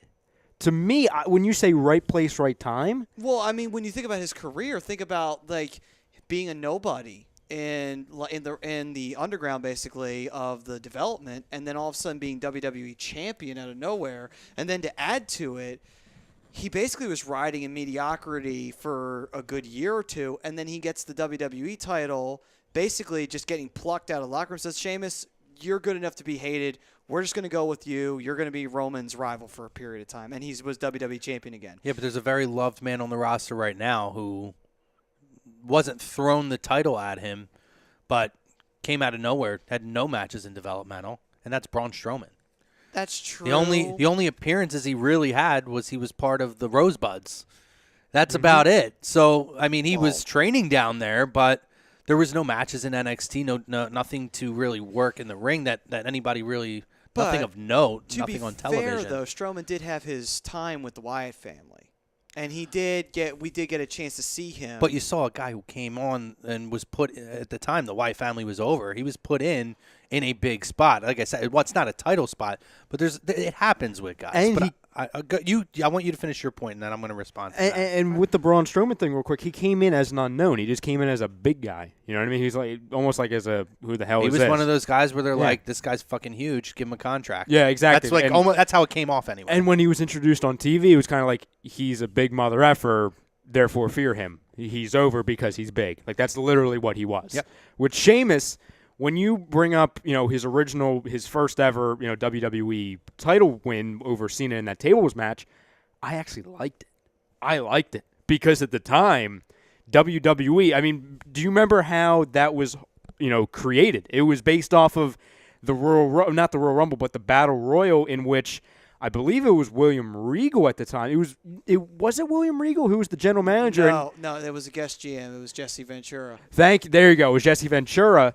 And he had everybody who wasn't, I guess, a previous world champion in a Rumble. But then Randy Orton came in, and the final was actually Orton, Kofi Kingston, and Sheamus. Kofi. And Sheamus ended up winning that. And it was almost in an age, in my opinion, to where we were seeing a lot of the same. It was a lot of stale, like, okay, it's not like in this day and age to where there's a lot of up-and-coming guys. There wasn't. It was kind of like big-name guys that have been around for years, and Kofi Kingston, who was the Jamaican at the time. You know what I mean? Boom. But that's the thing, though. It's just, to me, there was no established anything like Braun Strowman. I'll give you that one. But there was no established anything. He just kind of came right out of nowhere, and then all of a sudden he beats John Cena in a tables match to become WWE champion. That's mind-boggling. You would never think of that. You would never think a first-timer would ever beat John Cena in anything. You would think, okay, Cena's obviously going to retain the title. There's no way he's losing the belt. SummerSlam rolls around, he loses the title. That makes no sense. Yeah. Or at least to your mind, it would make no sense. I get why they were trying to do it, But at the time, it doesn't make sense because you don't have a build-up. You don't have nothing like that. I mean, traditionally, and this is just my throwing out the tradition side of it, you do build up the guy who's supposed to, push off and that's a guy like John Cena. Hey, that's true. I'll throw you this one then, Maddie, because when I bring up wrong place, wrong time, it's not necessarily for that, the WWE Championship win. It's for this one. It's when he won the Rumble. And to your point, when you bring up, that doesn't make sense, that was a Rumble in which Chris Jericho came back with those promos that we all thought it was freaking Undertaker, where at the beginning of 2012, something like the world will end, the world that it will end. Yep. That whole thing. And then it's Jericho and he doesn't speak, and then you find out he's at the Rumble, and it's like, okay, he's winning the Rumble. And then Sheamus wins the Rumble? Yeah. That was a situation where I feel like if it was a different year or different circumstances where they didn't build up Jericho with all of that going into it, it's kind of like, okay, cool, Sheamus, cool. But everyone outside of that Rumble afterwards was kind of like, why didn't Jericho win again? Why? Yeah, I was questioning that too. I scratched my head. I scratched at the Rumble last year for why Orton won it. But that was a different story. And the two other, bookmarks I have on his career so far that I just don't think it's been wrong timing. Number one, it's when he won the WWE Championship after Seth Rollins' injury, which was awful because it was, obviously looked like Seth Rollins was going to be the guy, and it got, dated back. And then when he was King Sheamus, which freaking sucked. That was bad. Yeah, That I was was there. bad. That was in Philly when he won the King of the Ring. That was not good. And That was not finally, a good Raw. throughout his entire career, a lot of people were hoping he would be in a faction with European guys like Wade Barrett, Rusev, and we were waiting for that for years. And then they gave it to us kind of like a year after they should have, and they did it at the wrong time because they ended up being jobbers to the likes of the legends at WrestleMania, correct? Yep. That, and also didn't they had a match with the New Day as well at one of the WrestleMania. That's correct. Yeah, that was, yes. And I think they won, too, of all things as well, which was strange. I believe they did, and then that's when the legends came out afterwards and they beat them up. Right. So to kind of wrap it up, it's kind of like a lot of opportunity, a lot of potential, bad timing. Well, my thing with Sheamus, I don't disagree. He was given a lot way too early. I think he made the best of it. To me, I forget about the King Sheamus stuff. I agree with you; it was terrible, but maybe that's why I forgot about it. And it's interesting that you bring up the point of like the United Nations and what they had, because if you were a WWE 2K fan, the year before in the game they had that was a storyline. And you're like, oh man, this would be cool. They should do it. And then they waited a year and a half, and they finally did it, and it fell flat. And I think like William Regal was in it in the video game too. But I think he was in charge of it. By the way, I love William Regal. But I think Sheamus made the best of that and came out of that a lot better than most guys would. I think when SmackDown needed names, I'm not saying he was the biggest name, but he was able to be enough of a name to help carry SmackDown a bit. Now, what I look at as a negative was that 2-year stretch where you saw him and I referenced it last week, him and Orton. It was, they had to, in 2 years, had to have wrestled at least 300 times, which was maddening to watch it every week. But I digress on that. I think Sheamus has done well, and when Sheamus has gotten flat, he's found a way to reinvent himself.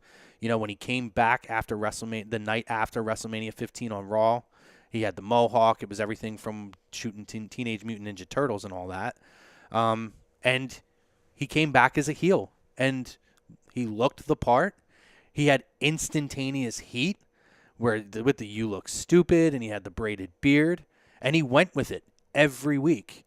And I thought that he constantly found ways to reinvent himself.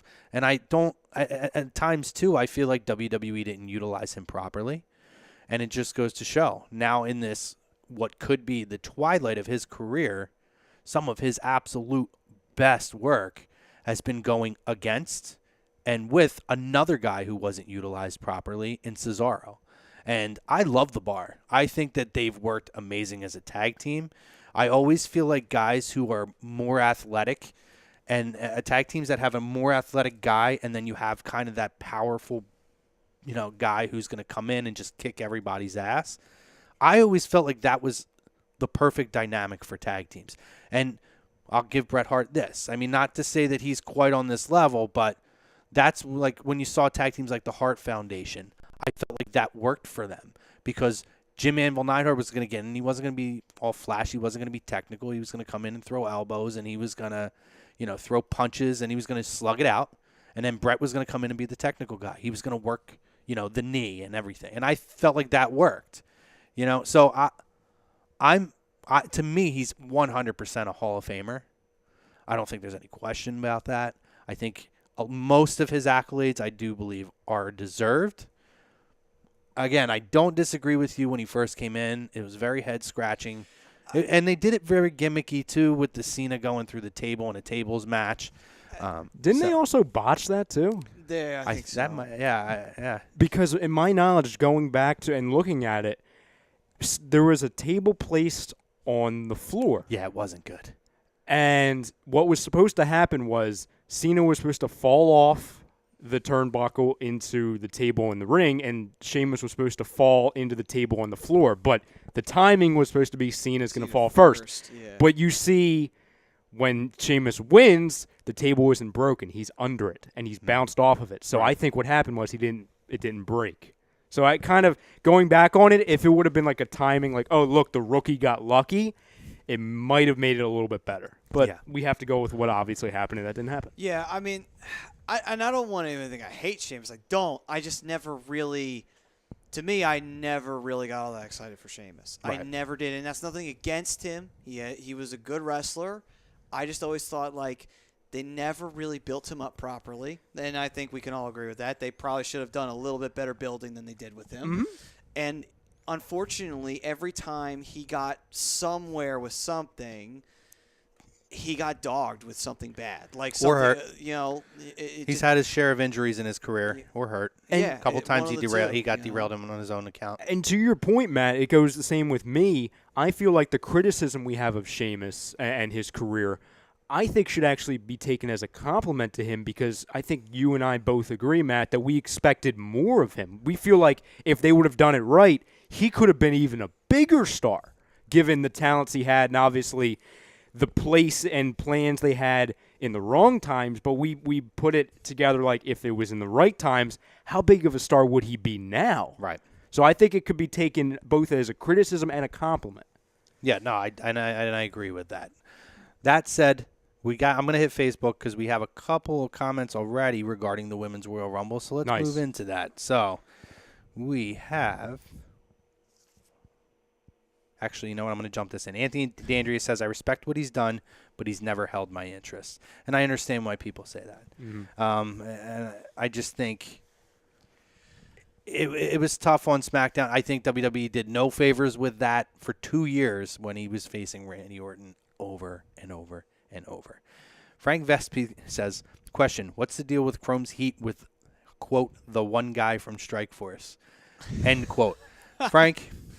I don't think you want me to get into this rant again. I'm sure it's going to come out at some point. Again. But what I will say is pop on last week's episode. Right after the break, we immediately get in because Mike Mataraki asked me what my heat is with Tito. And normally Tito's here, but I gave him the night off. He needed a lot of nights off. He needed a night off after the tongue lashing you gave. Asshole. But Frank Vespi, so Frank continues. I got one speculation for Women's Royal Rumble. Give me Hervina Whippleman. Just kidding. God. I have a wild card in Awesome Kong coming back. And Chris Singian says, I agree with Awesome Kong back. She's the only one who would give Nia Jax competition. Ultimately, I think Ronda Rousey will win and wrestle Charlotte at Mania. And Frank says, would not be surprised if Rousey shows up. That has been teased for a while. So that actually transitions into one of what we were going to talk about. So we were going to actually talk about both Rumbles. The early favorites that have come out, the early betting odds favorites, at least as of last night, were John Cena and Ronda Rousey. So I just want to throw that out there now for anybody that may be curious. It's early, so that changes. But and I'm not going to constantly do it because I don't want to throw spoilers out as Mania gets closer. But since people are bringing both of their names up, it's not a secret. They're the two favorites as far as betting odds go. I could see the Rousey thing. It's like, what would Cena gain from winning the Rumble? Nothing. Nothing. Yeah. Well, it to our point earlier about, the bigger match than a world title match, if that's true, he's not winning the Rumble. Right. Because there's no point. You can't. Because if it's not a world title match, it completely negates the purpose of a Royal Rumble. And in fairness, too, I think it's pretty clear if Cena wins the Rumble, he's winning number 17. Because making Cena win the Rumble makes zero sense as far as any kind of progression for that title. If he doesn't win the title at Mania, there's no compelling storyline there. But I just realized something. You know why actually they would try something like that? He could make history twice in 3 months. He could tie Stone Cold Steve Austin and have three Rumble wins. A three-time winner. And also beat Ric Flair. And he could do that without even breaking 5 months. He could. I'm not saying WWE would do it, but it is on the table that he could do it potentially. I mean, to me, he's already ran the gamut as far as matches with Brock Lesnar and matches with AJ Styles. I mean, unless by saying bigger, it's like a foreshadowing for Braun Strowman. True. I mean, that's me throwing something at a wall. By no means do I think that's going to happen. And I don't think, and I agree with you. I know you're not saying it because you believe it, but if anyone did actually want it or believed in it, they've done that same program with just other wrestlers. He's done the same thing with Khali, with Big Show. Yeah, we don't need to say it again. Yes, with Mark Henry. It's just not. That's tiresome. Don't remind me of that one with Mark Henry. That was actually good. That was amazing. That's one of the best segments on Raw in the last 20 years. Might be one of the best segments in the history of Raw. Everybody, me included, everybody bought that. That might be the most I've ever gotten.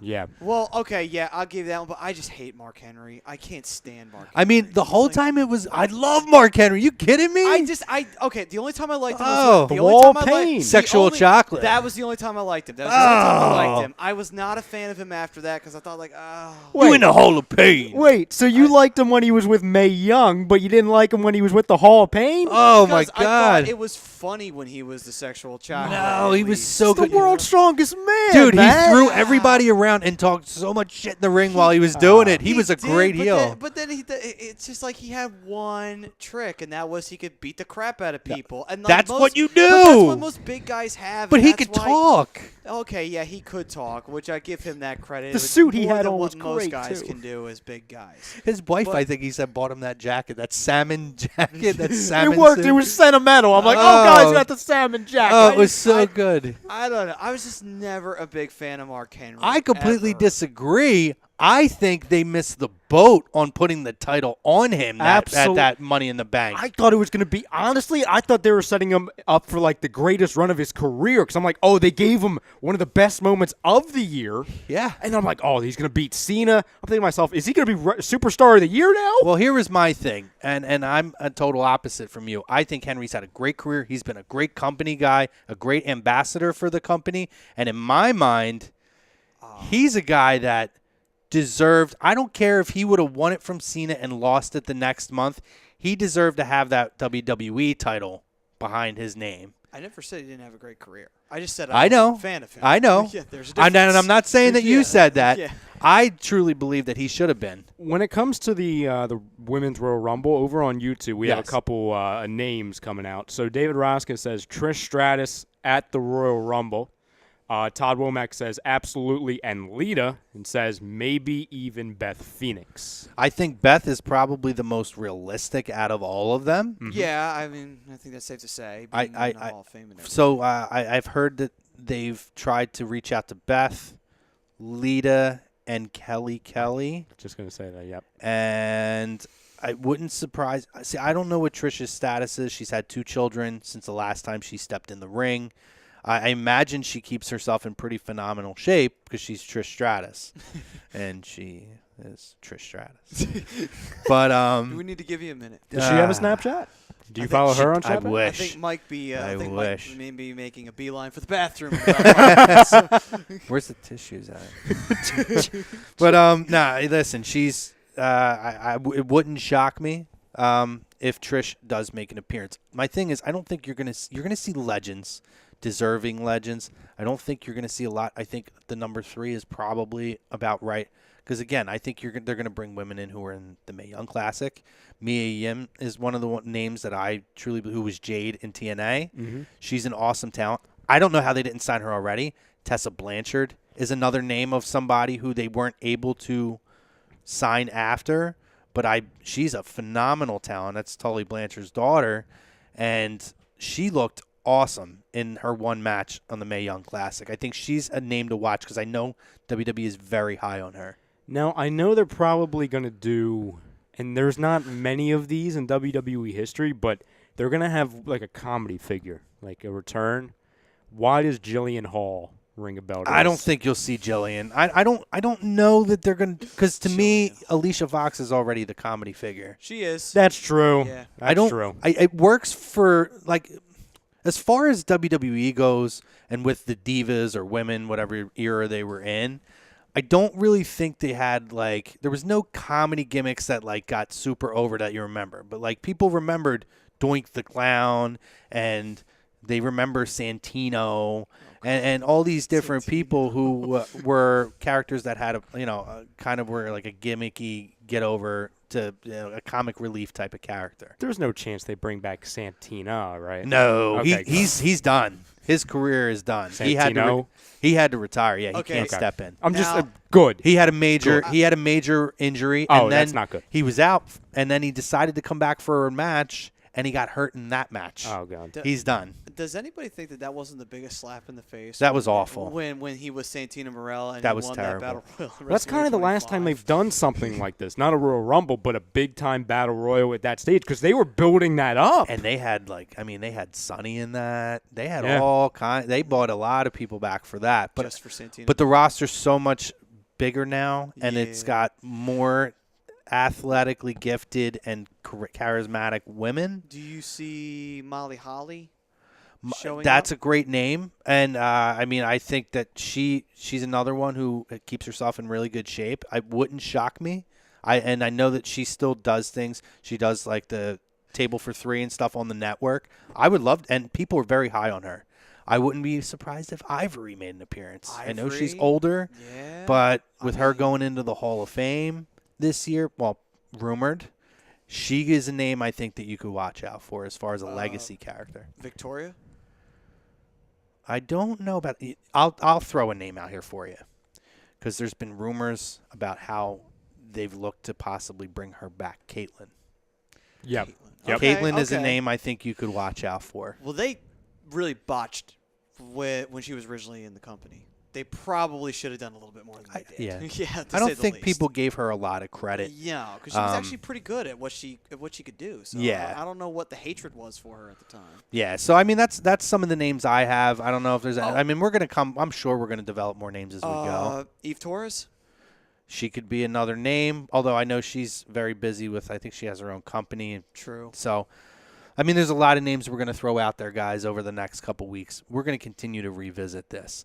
There's a lot of things that we're going to revisit. I'm going to post the Kenny Omega article because I think it's definitely worth a read.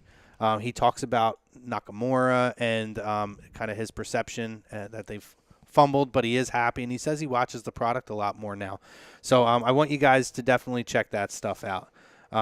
The one thing we didn't get to, so I'm actually going to roll it into next week because it's not anything relevant right this second, is I do want to discuss Money in the Bank, but we'll roll that into next week. We're pushing our time. So, again, as I announced earlier, we're doing our first annual on A2D Radio. Lazies Award, it's going to be year ending. We're going to start posting those this weekend.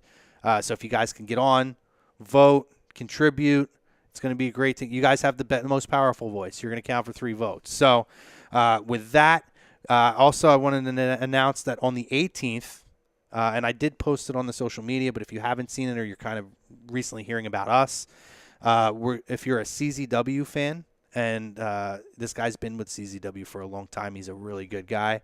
One of their senior officials, Nick Papagiorgio, is going to be a guest on our show. He's going to be in studio. He's going to take questions. There are a few things that he may not answer just because if it's real in-depth behind. There is kayfabe that they believe in, and I believe in that too, and I want to respect that. Yeah. But he's going to talk stories. He's going to talk about his upcoming or his kind of inception getting into professional wrestling. Probably tell us about some of the guys he's officiated. He's AJ Styles, I believe he may have done AJ when he was there. A couple different guys. So that's going to be a really fun interview. Good to talk to a guy in the business. And then also next month I already have, I believe, a guest lined up for that. It's nice. Someone local, but someone who works in the ring. So you'll be able to learn and ask questions from a guy who's actually worked in the ring and with some pretty decently known guys that we know of. So anything good for the cause before we wrap it up? Just keep the faith and don't be a lazy booker. Yeah. Let us handle Let's not get lazy, That's guys. our job. That's our job here so, on Lazy Booker. Definitely stay tuned because Hockey Happy Hour. Jeez, I can't even talk now. This happens to me every day. Hockey Happy Hour is going to be coming at you at 10. Maddie's going to be staying on for that. He's going to be with Brian, right? Brian and Mike Klinkoff on Hockey Happy Hour. Cool. And you got to check out our boy over here, Ryan. He does the Fix on Wednesdays at 6 p.m., right? That's correct. All right. He's got his crew. They're awesome. Also check out Birds of a Feather. We're on Monday nights at 8 p.m. We got AM and the PM, Agree to Disagree. We got all kinds of stuff going on. Everything. And now we're covering wrestling. We're really expanding. So, yes, sir. Next week we'll be back same time, 7:30, Facebook, YouTube, all that stuff. Thank you guys for contributing. Really a lot of good conversation. I'll get back into Tito for you next, Frank. Next week we'll get into that. But for us here, guys, enjoy your week. Happy New Year. We'll see you on the other side, all right? Have a good night. Peace, everyone.